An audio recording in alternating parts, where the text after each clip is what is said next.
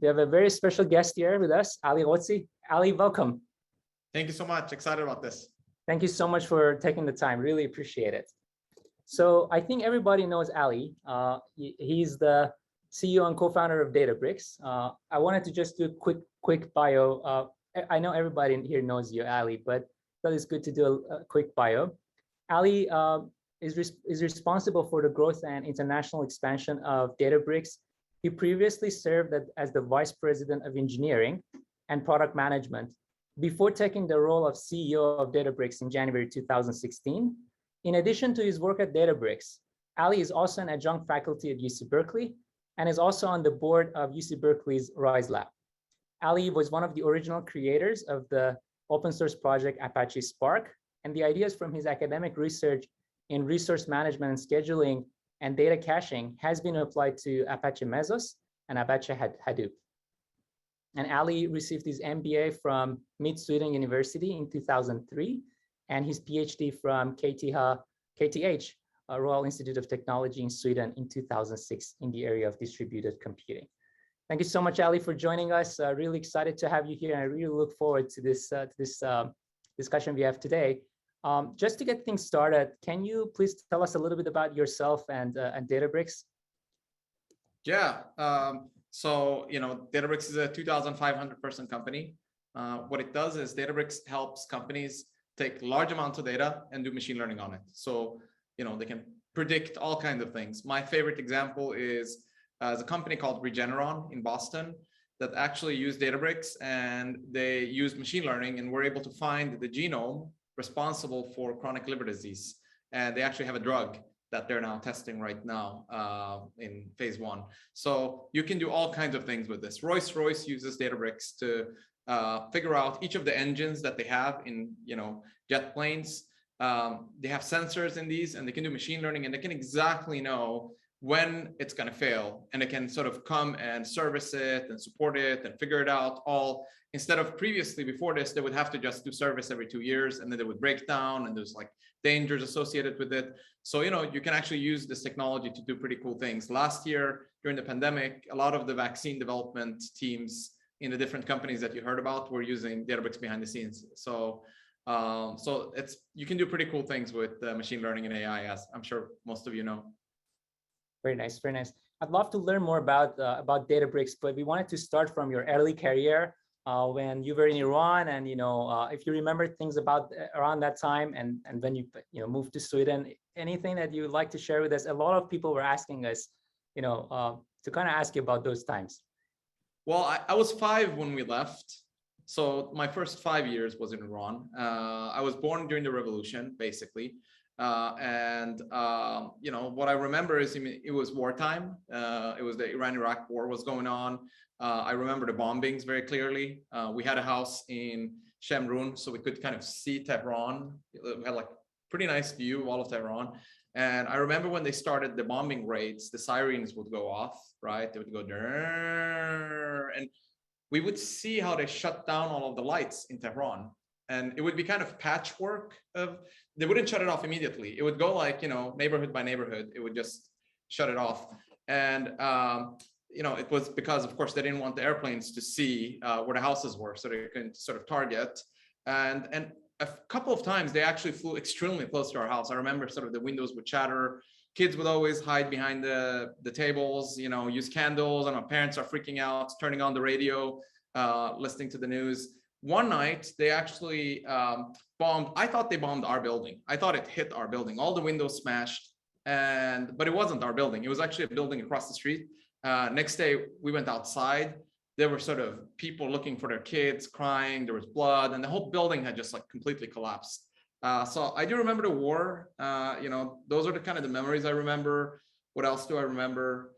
Those are the things that kind of stick out, the wartime. It was turbulent times in Iran, I remember. Unfortunately, those are the kind of things. I don't have, the other stuff, you forget when you're a kid. I remember going to preschool and learning to read and write Farsi, so that was fun. What else? I remember spending some time in the northern parts of Iran. near Shamal, near the Caspian Sea. I do remember that they would have these big nets and they would collect fish and they would like sing in these rhymes.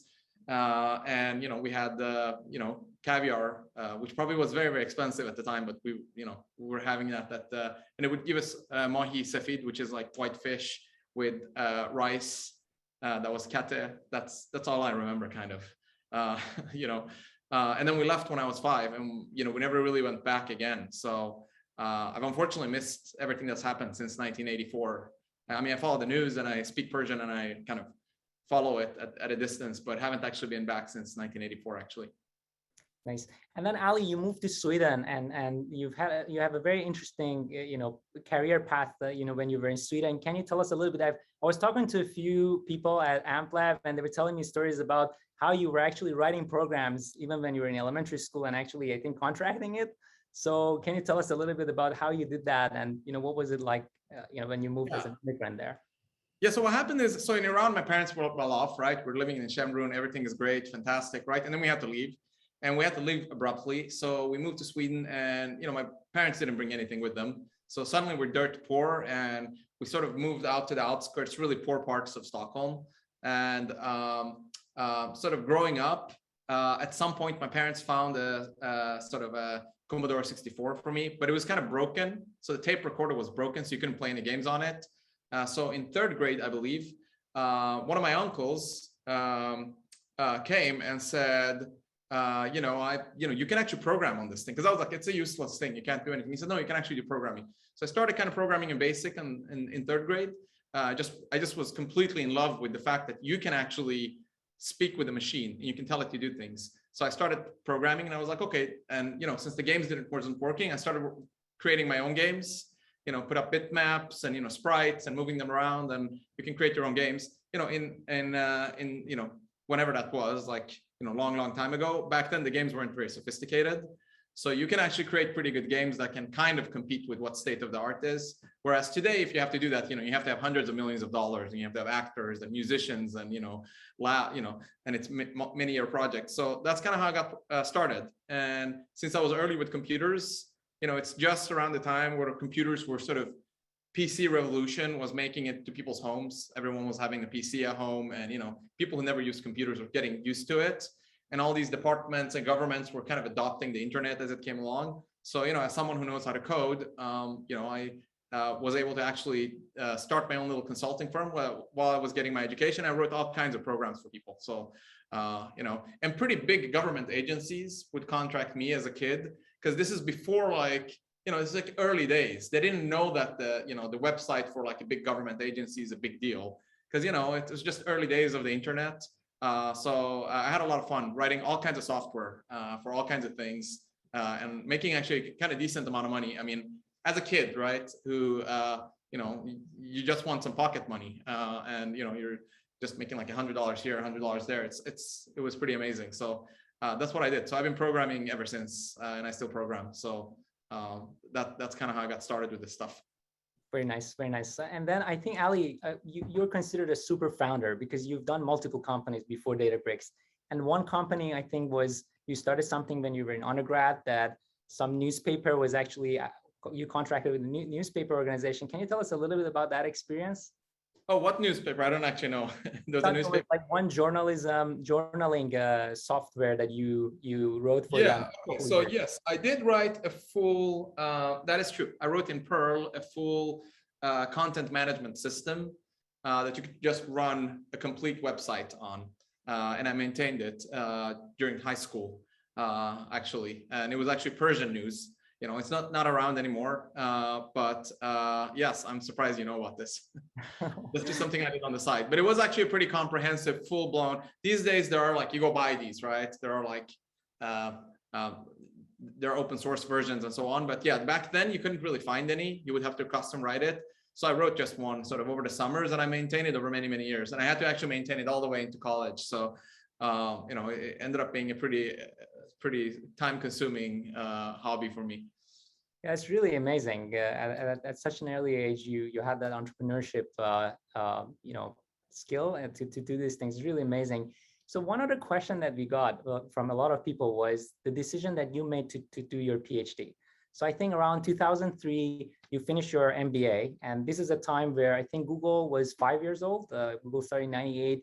Facebook was still not there. So it was really prime time to go, for a person like you who knew how to program. How did you make a decision to do PhD? Because a lot of people right now are struggling with that decision, whether to continue entrepreneurship or go to PhD program.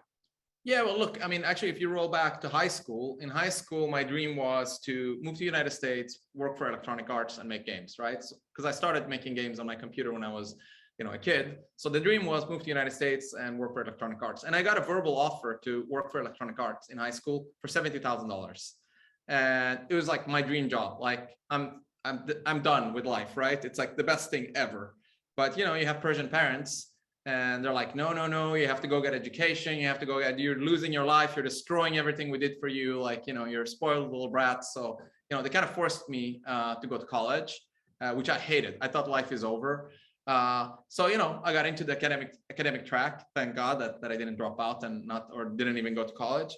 But then when I was, because I had done so much programming and so much, it kind of became natural that if you, the college program, I felt like didn't let you go that deep. So I just wanted to go deeper into the area. So, over time, I sort of thought, why not try it? I remember when I started my PhD, I was definitely sure that I'm not going to do anything other than a PhD. Like after a PhD, I'm definitely not continuing in academia because, I want to go to industry. Like it seems like a lifelong journey in academia. I don't like that at all. So I applied to 2 programs, actually. I applied for a business PhD and a computer science PhD. And I got into both. So I actually kind of was on the fence. Do I go do a business PhD or do I do a computer science PhD? And I opted for going for the computer science PhD because it was a better school. So that's it. So that's how I started the PhD. But then, once you get into it, you find research is pretty interesting too. So then by the end of it, I was like, I absolutely want to be a professor. And I don't want to ever go to any company or work for any company or do anything outside academia. So, so things change. So, when you're growing up, your horizon is so short and you think, you have kind of narrow worldview and your values change quickly when things around you change. So I don't know if I could go back in time. That's the thing I would like to kind of explain to myself is that, hey, the world is much bigger and there's a lot of things you don't know. Keep an open mind, but I think you're so easily influenced by the people around you and where you're working, wherever you are, that you get kind of stuck in the bubble. So that's why I did the PhD and eventually continued, got a professorship in Sweden and so on, and continued the academic track. Very nice. And Ali, one other thing that I was really impressed was that you actually chose a very important research topic with Professor Haridi to work on distributed systems. So what is your advice for people who are trying to find a good high impact research direction? What was your method of, finding this research direction? I always wanted to work on, and I kind of follow that. I want to work on things that I find really, really interesting. The lab was actually not working on the kind of stuff that I was doing too much. They were doing other things. It's actually a programming language lab. So they were doing research on programming languages, right? But I wasn't that interested in that. I thought distributed systems was really interesting because it was an old field that had been around a long time. But all this time that research field had been around, it had been irrelevant. And I thought it's really interesting now with the internet coming along that, it's going to become extremely relevant. So that's one. So it's like very relevant for what was going on. I always thought when something changes in society, that's when interesting things happen. Like smart people do research on all kinds of things all the time. And most of the time, it doesn't matter. It matters a lot when it's combined with the big change that's happening in society, right? Like when everybody gets a PC at home, you should be doing research on, operating systems, because suddenly the operating system on the PC is going to be in everybody's home. You can start Microsoft, right? When everybody starts, connecting the computers with internet, you should be doing research on the internet, and you should be as early as possible, because you could be creating TCP/IP, right? Or you could be creating SendMail or the email protocol or something like that. So at any given time, I think you try to pick the thing that's kind of following big change happening in society, because then your research has a good chance to being highly relevant. You don't want to be too late. You don't want to be 20 years early. it's hard to time it, right? I thought distributed systems was relevant at the time because more and more internet services were being built. As you said, Google, Facebook, these companies were being created. So it seems like distributed systems would be extremely relevant. And same thing later, when I came to Berkeley. Now at Databricks, we're doing machine learning because I think that's the thing that will change the most the world right now. So I try to kind of find out the timing of the things that are both relevant and it's early, you can kind of do things. I also don't like doing something that has been around for a long time and it's not anymore. Like there's nothing interesting because it's very hard to move the ball forward. Lots of smart people have already picked all the low-hanging fruits. So even if you do great work, it's unlikely that you can have really high impact, statistically speaking. That's a great advice, Ali. That's really great advice. And Ali, after finishing PhD, you started a company, which last time I checked was actually getting almost acquired before the financial crisis happened. Can you tell us a little bit about that? And then you went back to academia and you came to Berkeley. Can you tell us a little bit about that experience? You mean Pluralism or?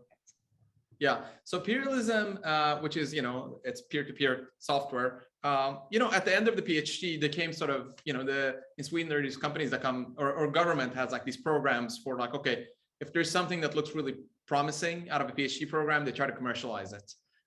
So they wanted to commercialize it and we started it. I said, I'm not really interested in being full-time because I wanted to, be a professor and just stay in academia the rest of my life. So, I found other people that we co-founded it with and we found the CEO and I was just mostly advising it. It was in the same space that I had done research on, which is the peer-to-peer technology space.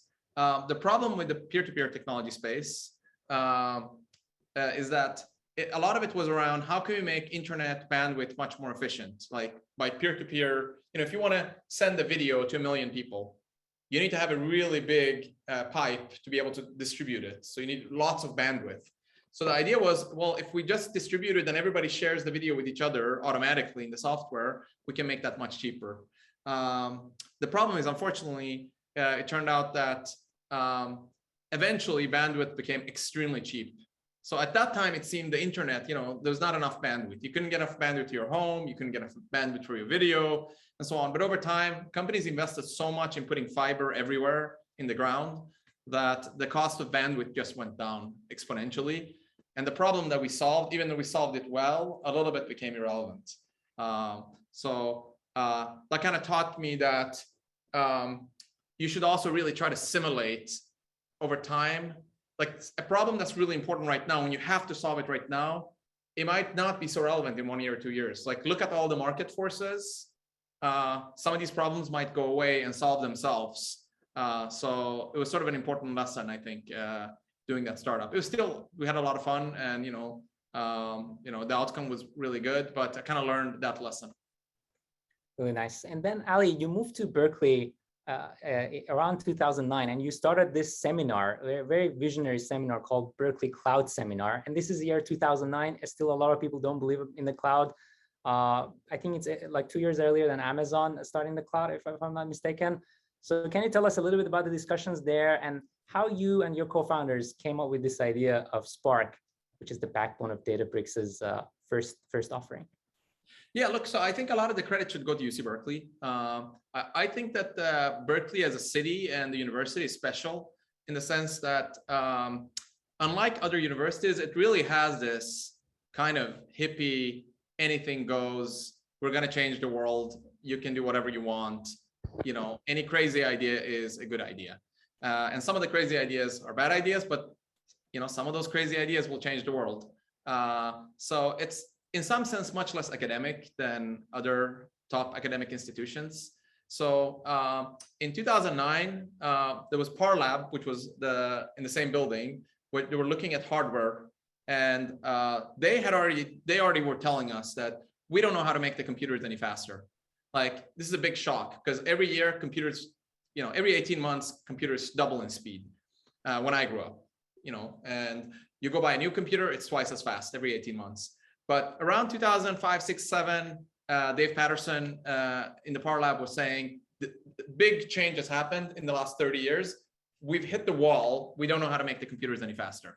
So you cannot go buy a faster machine. And he was right. Today, you still go buy a 3 gigahertz machine they're not getting any faster since then.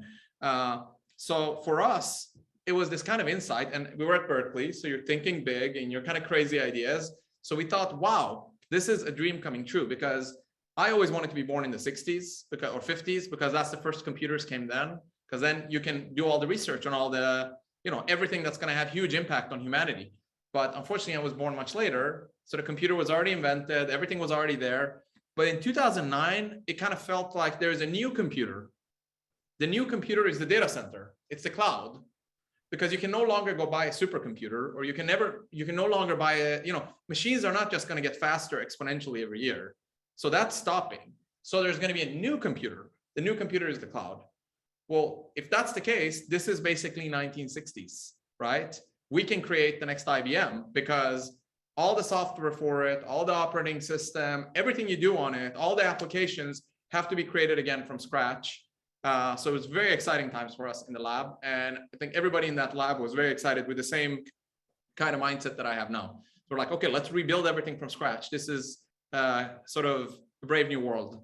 And that's how kind of, the Berkeley seminar, the reason I started that was at that time, I mean, one of the things at Berkeley is, we're kind of spoiled. It's, a top institute in the world, and we kind of just take it for granted. And I just realized they're not doing anything with the brand Berkeley. We can actually just use the Berkeley brand, and we can get all these famous people around the world come speak at a seminar. So I just started the seminar, and I got pretty much anyone, like, all sort of people flying in even, to come give talks on it. And it was awesome. That way you also build up a real network with all the top professors in the United States. But it was part of the same sort of atmosphere of we're creating the new computer, the new software on top of it. Spark was just one of them. We started with the operating system. It was called Mesos. Twitter picked it up. Twitter used it for all of their tweets, and they built the whole system on that. The Spark was an application on top of that, to do machine learning. There were also others that were created that later became other companies that I wasn't involved in. But so it was a very exciting time. So it was like kind of right moment, right time, and then really smart people in the same lab, and then combine that with the Berkeley culture of you can change the world. We were really lucky. So best years of my life was 2009 to 2013. Very nice, very nice.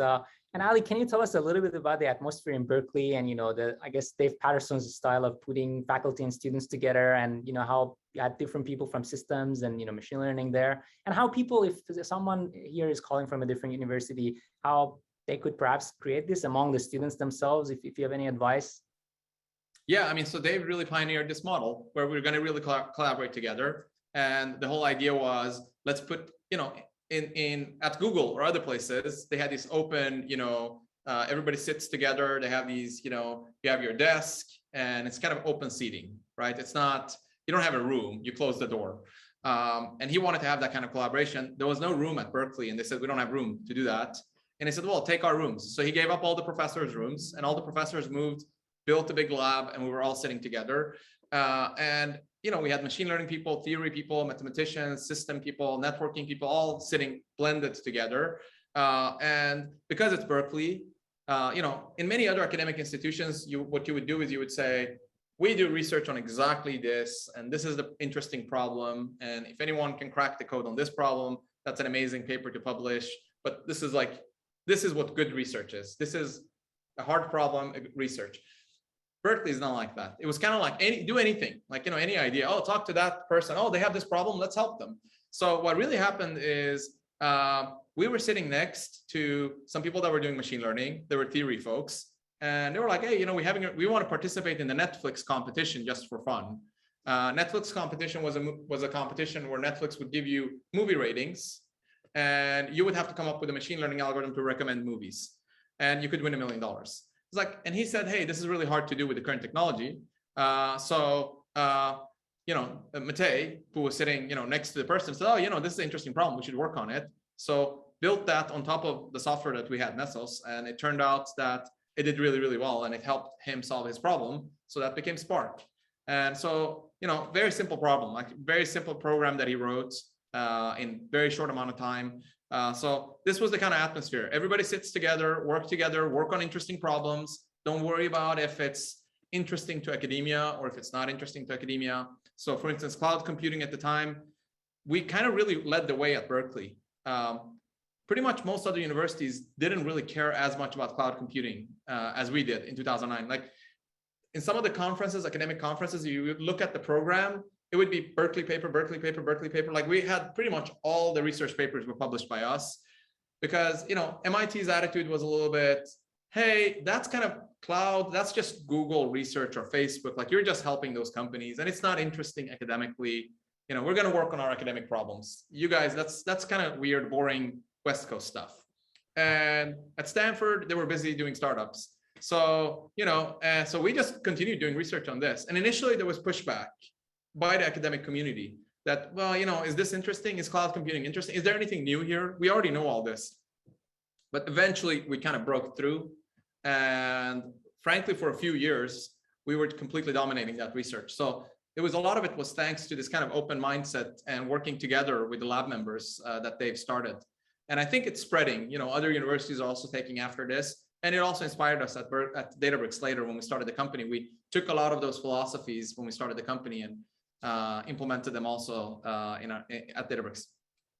Very nice, very nice. And Ali, so it's the year 2013, and you and your 6 other co-founders, Jan, Mate, Reynolds, I think, Arsalan, Patrick, if I'm not mistaken. Yeah. Make sure not to miss anybody. So what was the decision making of starting a company? Because I'm sure, Ali, if you had taken this to Google or any other company, you would have been a rock star there. If you would have continued academically, same thing. So what was the decision making process of let's start a company? Well, I mean, look, first of all, that was 2013. I think already 2011 or 10, if I'm not mistaken, there were already lots of people coming to us and saying, hey, you guys have built something pretty cool. Like we should start a company. You should start a company. We should start a company. You should start a company with me, you know, so on. So there was a lot of those kind of discussions going on around the time. And the VCs started kind of like coming to, you know, the lab and having meeting with us and so on. So it was pretty clear to us that you could do something big here. And for many of us, it was also frustration because while our software was, by academic means, kind of by academic standards, it was kind of successful software, it wasn't software that the whole world was using. It wasn't, you know, as big as some of the other software that everyone was using. So it was frustrating to see that we weren't having that kind of impact that we could have because we thought the software is far superior to anything that's out there. So part of it was, I think, a little bit the frustration that we couldn't get people to adopt it. We tried really hard getting the companies that were out there adopting it. We actually sent a lot of these students as interns, you know, try to get through internships, them to adopt the software, but, you know, didn't really work. So 2013, part of it was frustration that how do we get really the software to be adopted by the world? Part of it was also that we kind of knew that this has huge momentum, you know, there could be something big there. So we started the company kind of not knowing truly what would become of it or what we would do. So it wasn't like we were dead sure. I'll tell you a funny story that will tell you, you know, kind of how we were thinking about it. So the company is now worth 38 billion, right? And when we started it, we were sitting around the table and I think we went around and said, hey, what would be like an amazing outcome for this company? Like if we absolutely like succeed, what is it going to be? And I think someone said it would be $100 million company. And someone else said, oh, for me, it's 150, you know, and someone said 200. So, and that was like our dream of the biggest we could think. So we didn't really know what was, you know, what the opportunity was and how big it could get and what things looked like. So, you know, for us, that was like us, you know, thinking really, really big. So, so that's really it. We saw the opportunity. We hoped that we could do something with it and have more impact. And that was it. We were not really business oriented in the early days. Our only goal at Databricks was how do we make this open source software win? More people to download the open source software. That was basically it. You know, so that's how it started. Nice. And Ali, one question that people usually have is, you know, among the students is that, you know, this idea, Google can do it, or Amazon can do it, or Microsoft is definitely going to do this much better than us. And, you know, especially in the area that you started, it had such an amazing impact that, did you also go through this, that Google will immediately do this? And, you know, how did you overcome that? Of course, it was not true, but how did you overcome that? Yeah, so first of all, when you're small, you're always worried about these huge companies, right? With massive, massive resources and tens of thousands of engineers and really, really smart people. And so you have this sort of inferiority complex that the really big people can come in and anytime take over. So that fear is always there. But a couple of things that we did, I don't know, how deliberately we knew about it, but we kind of knew about it, but it became even more clear later when we started the company, is that we picked a strategy which was a little bit different from what everybody else was doing. At that time, if you wanted to have your company around open source, it was very obvious that your company has to build open source software for on-premises, not cloud, but companies who have their own data centers. You have to build the software for that. So that was how everybody was building the software at the time. We decided we're going to do it differently. We're going to do it all in the cloud.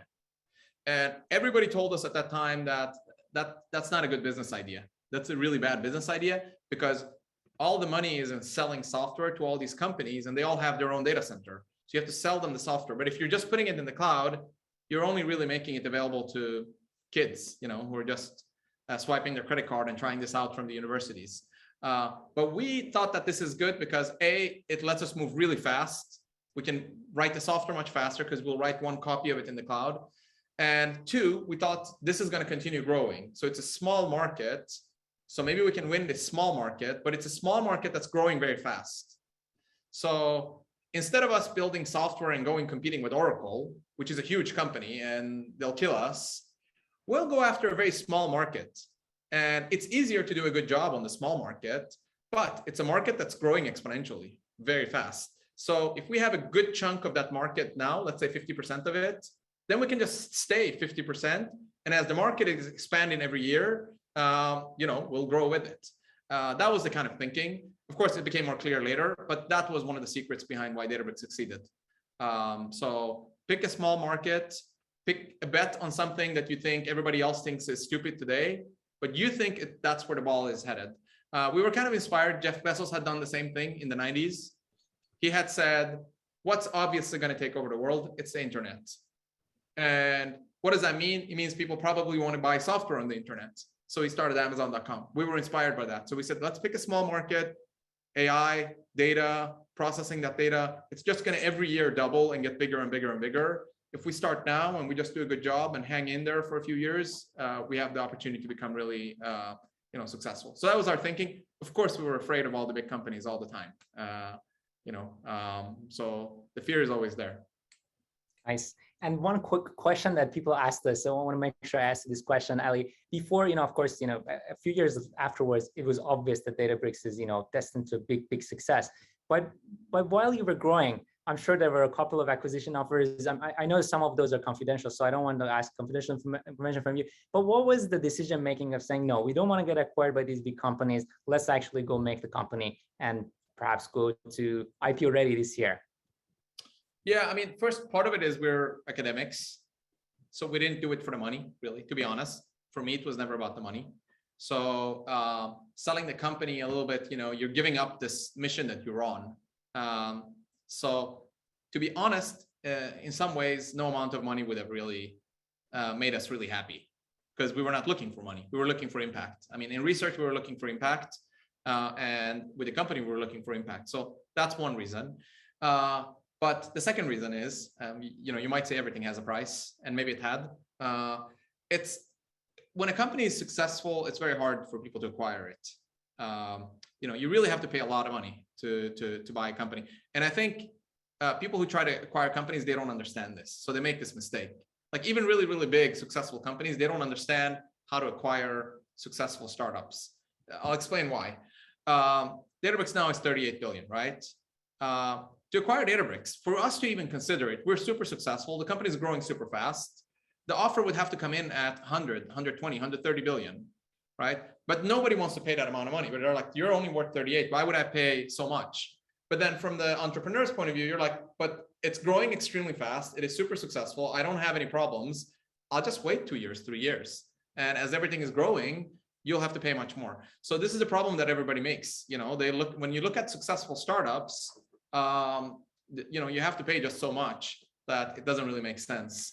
And if you don't, then the entrepreneurs will say, no, I'm just going to wait a couple more years. So for this reason, really successful companies never really get acquired ever. So the companies that get acquired are companies that are often are companies that are having some trouble. Growth is not there, or things are too hard that you don't want to continue for another 2-3 years. You take your option to switch. So that was also part of it, but part of it was also the fact that we were not interested in money, really. I mean, that was not our main motivation. That's really impressive. And the things that you've accomplished, Ali, especially some of the drug discovery that you mentioned that was made possible with Databricks technology, I'm really happy that you were not acquired. So you're really proud of Databricks, and we wanted to continue to be like the top company in AI. Thank you. Ali, one other question that people had was, you were an academic before Databricks, as you said yourself, but you also had you're basically a super founder. You had a couple of companies too. But how was the transition from being an academic to VP of engineering and then CEO of Databricks? You currently have about 2,500 people, 2,500 employees. You're in 20 different countries. So how did you actually, pick up those skills, or how was the transition? Yeah, it is very different, and the skill sets are very different. I think there are some things that help. You can reuse some of the things. But some of the things also, you don't need. So academia, the way it worked, at least the kind of research I did, was take a really, really interesting, hard problem and come up with a really, really elegant, awesome solution, better than anyone else. Be able to write that in a paper, 12 pages, double column, and convince other people that you did a really good job of finding a good problem that's hard, and you really solved it better than everybody else, and prove that. If you can do that really, really, really well, again and again and again, you can go all the way to the top. You can be a world-class professor. Nothing is in your way. You don't really need anything else. I'm exaggerating a little bit, but these are the core skills: identifying the problem, solving it better than anyone else, publishing it, and convincing other people. You can do those 3 things really well. Nothing can stop you in academia, more or less. It doesn't matter how well you work with other people. If you can lead other people, it doesn't matter. Nothing else really matters. In a company, many other dimensions are important. In fact, those 3 dimensions might not be as important anymore. What matters there is how can you lead other folks? How can you get other people to believe, in your vision? So they believe in a vision that you have. And they say, oh, that's really awesome. I also believe in that vision. So you have to do that really, really well. So that's 1. 2, you have to come up with a strategy of here's how we are going to realize that vision. So you have to be good at coming up with a strategy. 3, you have to be really good at, getting a team together of those people that are really, really good. So finding really great people and putting them together in a team. So that you might learn that in academia as a professor, because you have to hire students. But here you have to hire many more different types of people: marketing, sales, finance. So you have to kind of really have a big repertoire of building a great team and getting them together. And then 4th, you have to be really good at making sure that they keep executing towards that goal. So it's much more about leadership, of getting people aligned behind you to build something. So it's a different skill set. So it is a very different job, and you have to learn those new skills and you have to practice them. Some things are beneficial though from academia. So writing papers and convincing people that your idea is good is a great skill to have, because that's basically marketing. I mean, I know as professors, we didn't like to call it that, but it is really convincing other people. Is a sort of marketing, right? Actually, a very good type of marketing, authentic, data-driven marketing. So that's going to continue to be helpful. And convincing other people to do things, that's also still a skill you need, right? And research, a lot of it is, even if you do great work, if you can't convince other researchers that it's great, you're going to fail.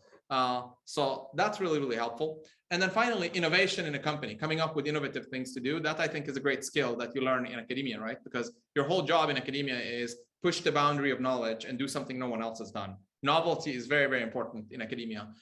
So those skills do help, but it is, a different job.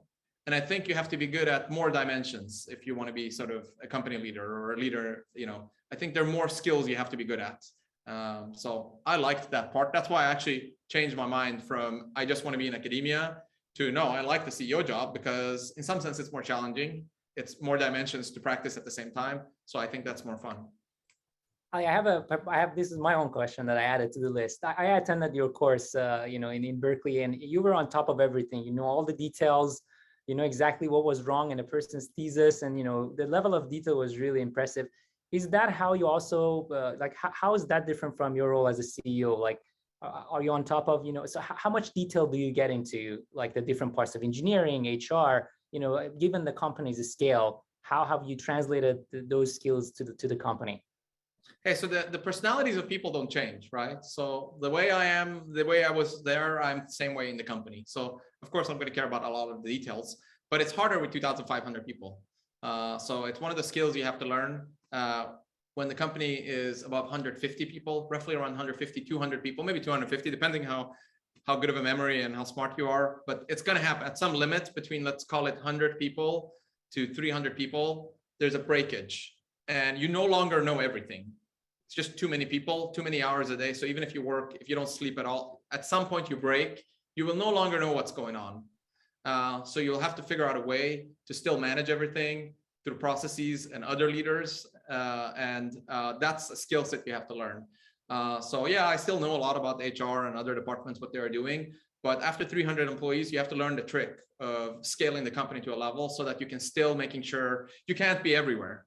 You can't be, now the company, I mean, we have a Japan department. We have 25 people in Japan. We have people in, Australia, New Zealand. We have people in Europe, Latin America. So 24/7, the company is continuing to run.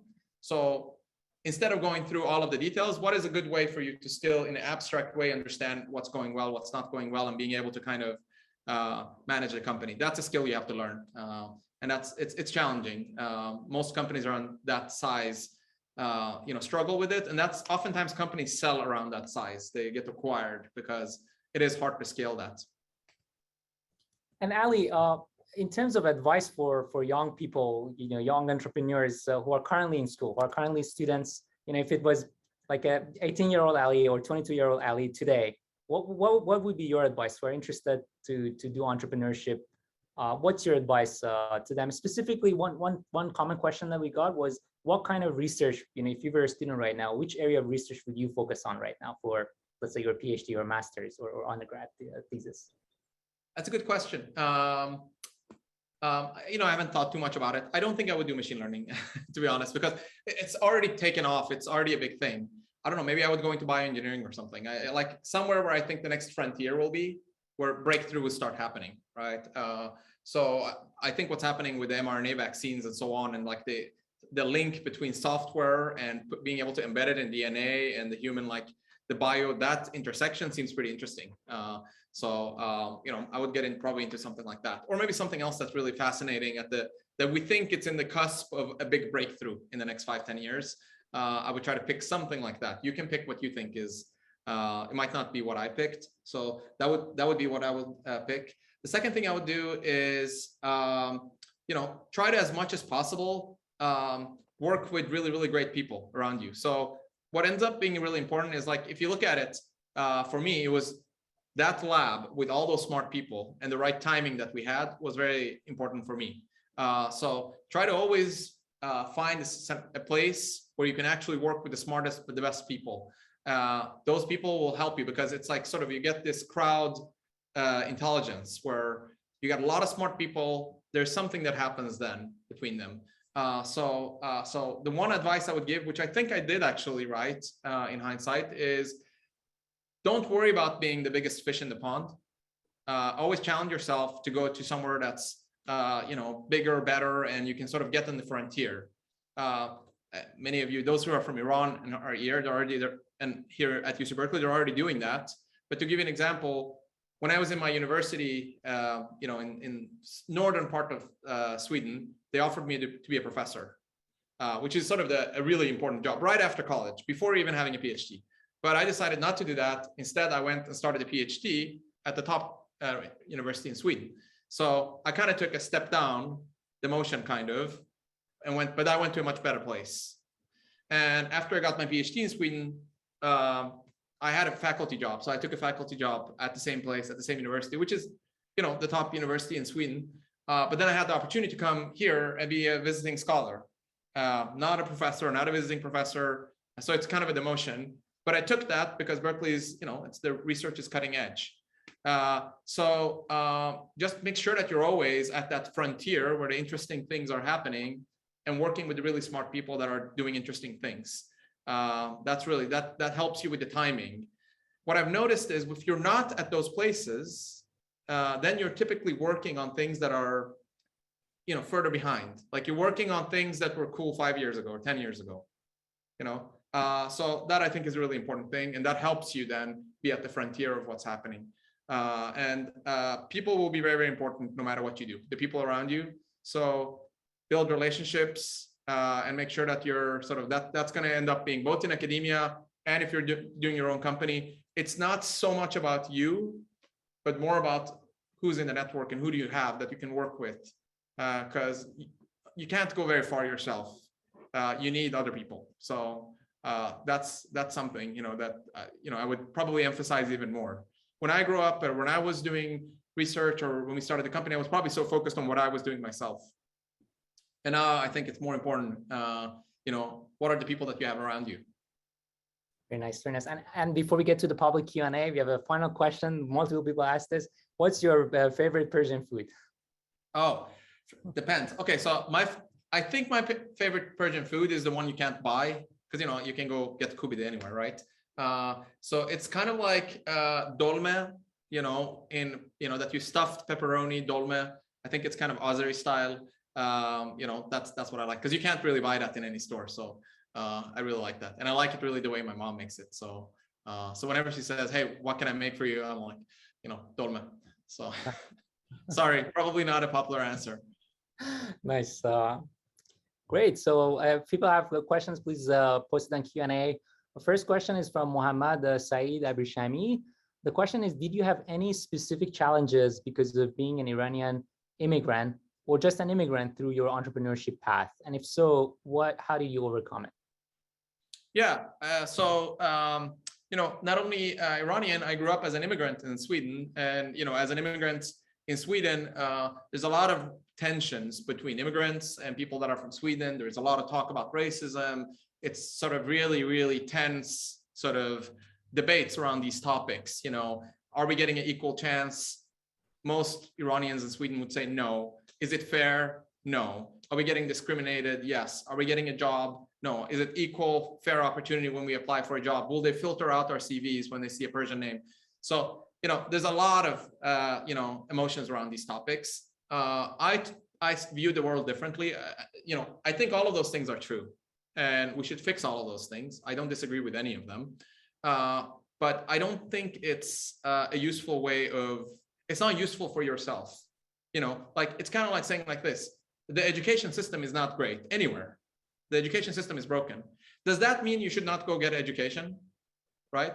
That doesn't make sense, right? So I learned early on that all kinds of racism and discrimination is actually very superficial, and it kind of only lasts on the first impression that someone gets with you, and it only lasts for half an hour or an hour. In the long run, you always get what you deserve. You know what I mean? So yes, maybe if you apply for a job, they see your name, they might toss it aside, right? Or maybe when they meet you the first time and they hear your accent or whatever, they look at you or they find out where you're from or they hear your name, they might say, oh, I think this person is this and that, and they don't like you.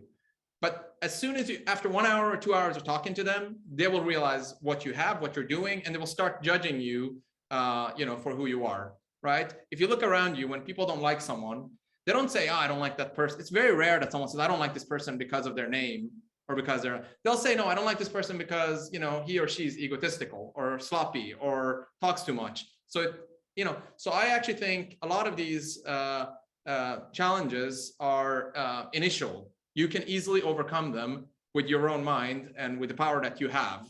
So don't obsess too much by them. That's how I think for myself, right?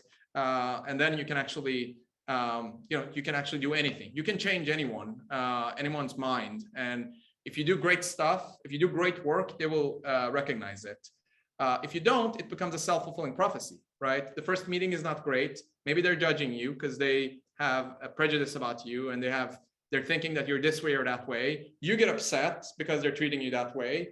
They get upset. It reinforces, it creates this feedback cycle that just spirals, and it's not useful. So for me, I try to not do that. That doesn't mean that the problems are not real. People should solve the problems. They should focus on it. I didn't let it get to me too much because I want to go build stuff and do stuff. I don't want to too much, get stuck in my head about, am I getting a fair chance? Are things fair or not? I don't want to think that way about myself. So that's just my personal view on this. It might be a different experience for other people. They might have, gone through other things. So I don't dismiss that, but that's how it was for me. That's a really, really nice answer, Ali. Thank you so much for that. We have another question from one of the attendees who's asking, how do you balance the work, work-life balance? How do you actually do that? And how important do you think that is, for someone like you who, is super successful? How important is work-life balance? Okay, so again, personal response for myself. I'm not saying everyone else should do what I'm doing. I'm not saying everyone in my company should do what I'm doing. But I have never met anyone that's successful that didn't work extremely hard. In all my years, meeting CEOs, professors, people that did great things, I have not met a single person who kind of just did 9 to 5. So unfortunately, I think, if you really, really want to do great things, I don't know where the balance should come from, So I don't sleep much, I sleep less. And that's I think that's just the way things are. I don't know if this is a necessary thing or if it's just a correlation or, I don't know if there's any causation there, but I've just noticed that, right? Like working at UC Berkeley, I was always amazed. These co-founders, I was always amazed by how hard Matej was always working. Like he was always working more hours than me and more productive. Jan, who's like sleeping less, doing more stuff than all of us. And we were all that way, and I don't know if that's a causation or just a correlation, but I do think it matters to some extent, At the same time, you have to take care of yourself psychologically so that you're in a good place. You don't want to burn out or crash. And there are things you can do to help with that. Very nice. Ali, if we can have maybe 5 more minutes of your time, if that's possible, to go over a few more questions. So Asad Molayari is asking, any advice for those who may have failed in entrepreneurship journey a couple of times, and any lessons you could share from your own journey about that? Yeah, try again. It's very simple. Just try again. The probability, it's, think of it as, it's a statistical game. Unfortunately, it takes many years, but it's a probabilistic game. So you have to try again. So, I think Mark Andreessen said this, which was a really great quote. He said, all business ideas are great business ideas. Almost every business idea anyone tells me about is a great idea. It will change the world. Unfortunately, it might not be just now. It might be in 10 years, in 30 years, in 50 years. It might not be this company. It might be another company or some other company. So probably, in most of the cases, if you're a smart person, you've thought it through, it's probably a good idea, right? So, keep trying. And, the more times you try, the more successful you get. Make sure that you're doing it with really good people. That's really important. So that'll help a lot. I think one of the advantages Databricks had, or one of the things I had that, really helped me was the people around me are really, really smart and they're really good. So my co-founders are amazing. They're really brilliant, all of them. I truly think, honestly speaking, all of them are smarter, better, that helps me a lot. So make sure that you're doing the same. If you're the smartest, the best co-founder, then, it's you're putting all the weight on your own shoulders. Don't do that. So just keep trying. Great. And Ali, there is another question from Kevin Beggy.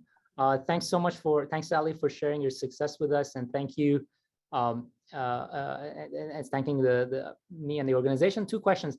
What's your plan to keep yourself motivated to change the world repeatedly? And the second question is, what are your insights in successfully balancing? I guess we answered this, the second one, sorry. So the first question is, again, what's your plan to keep yourself motivated to change the world repeatedly? Yeah, I don't know if I do actually have a plan for that. I just think that, life is too short, and it's, if we're lucky, I mean, if I'm lucky, I don't know how many more summers I have, 40 or something, 30, 40 productive ones left. So, make the most out of it, right? Let's use the time. It's the years go by very, very fast. So, I think, why let the, why not just go, you get one shot at it, go all the way and try to change things as much as you can. So that would be my advice to people, earlier in their career, is that you can actually change things. You can change, most of the things around us are not that great or that perfect. Most software is not that great. Most products are not great. Most of the way organization, society works, politics works, it's not that great. You can change it, I think.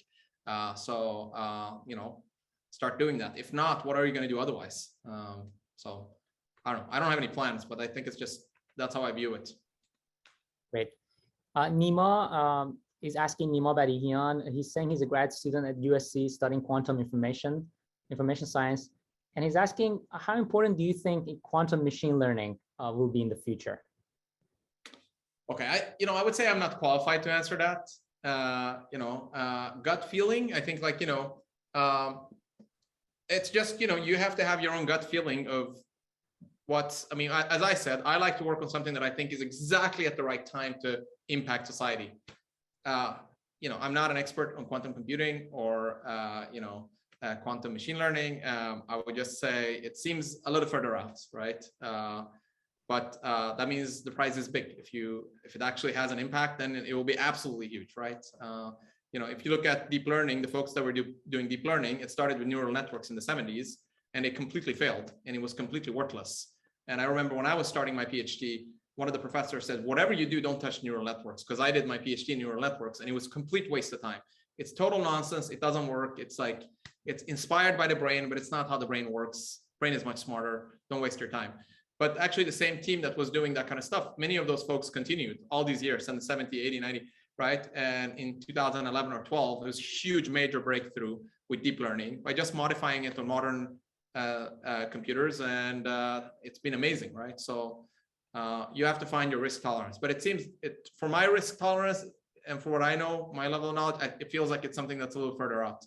But maybe you're much younger, so it's okay. Behnam Shahbaz is asking, how important was your MBA degree when starting a company?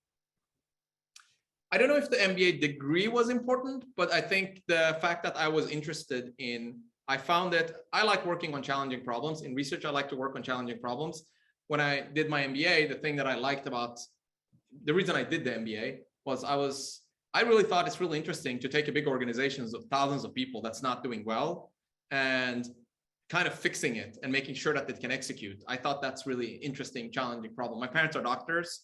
I felt like you can be a doctor for a large organization of thousands of people. I found that interesting. So I think it's more of a correlation than causation, if you know what I mean. It's not that the fact that the things I learned in my MBA helped me so much. That's not the case, but the reason I got the reason I got an MBA is because, I kind of was interested in many of these things, and I continue to be interested in them, and I find them fascinating now too. So I don't know if the MBA itself, the degree is not that important itself. I don't remember anything from the classes, that changed my mind. Great. Thank you so much, Ali. We have a few more questions, but you're 5 minutes over the time. Thank you so much, Ali. Really appreciate your time. You're, very, very grateful. Thanks everyone in our audience. We have 2 more speakers, Kayvan Mohajer, scheduled for November 11th, and Nargis Bani Asadi, December 2nd. Please tune in, and you can find the registration link on our website, Iranian Students of California. Thank you so much, everyone. Have a great rest of your night. And thank you so much, Ali, for being with us. Thanks for having me, John. This was fun. Take care. Thank you so much. Bye.